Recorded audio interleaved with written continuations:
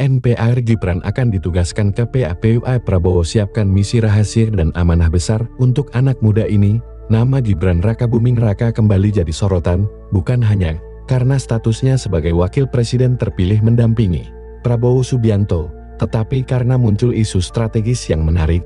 Gibran akan ditugaskan secara khusus oleh Prabowo untuk fokus menangani Papua, bukan tanpa alasan Papua menjadi titik perhatian utama.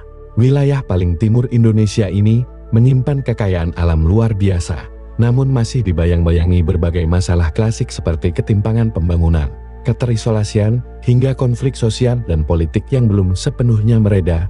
Prabowo Subianto sebagai presiden terpilih disebut-sebut ingin menempatkan Papua sebagai prioritas nasional, dan untuk itu, ia butuh figur yang kuat, muda, dan punya semangat kerja cepat.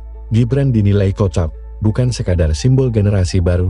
Gibran membawa pendekatan yang berbeda, praktis, efisien, dan akrab dengan inovasi teknologi. Tugas yang akan diberikan kepada Gibran tidak main-main. Ia disebut akan menjadi koordinator atau utusan khusus untuk percepatan pembangunan Papua. Beberapa isu yang akan ditangani meliputi percepatan infrastruktur dasar, pendidikan, ekonomi kerakyatan, serta digitalisasi layanan publik.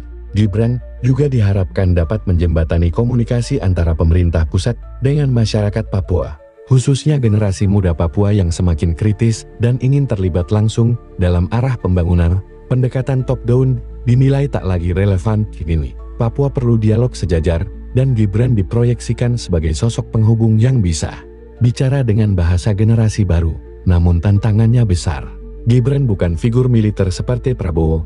Ia bukan tokoh politik senior yang kenyang pengalaman di wilayah konflik, tapi mungkin justru karena itulah pendekatan yang ia bawa bisa lebih diterima, tidak penuh tekanan, melainkan kolaboratif dan solutif. Berbagai analisis politik menyebut penempatan Gibran di Papua bukan hanya sebagai langkah teknis pembangunan, tapi juga strategi jangka panjang.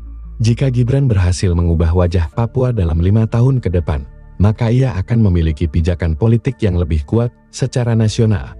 Papua bisa jadi panggung pembuktian Gibran. Langkah ini juga bisa menjadi jawaban atas kritik terhadap dinasti politik.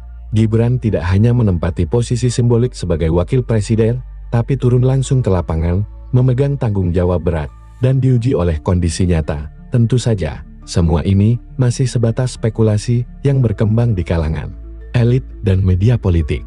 Namun narasi ini semakin kuat, terutama setelah beberapa kunjungan Gibran ke kawasan timur Indonesia yang dinilai bukan sekadar seremonial, melainkan langkah awal pembacaan lapangan.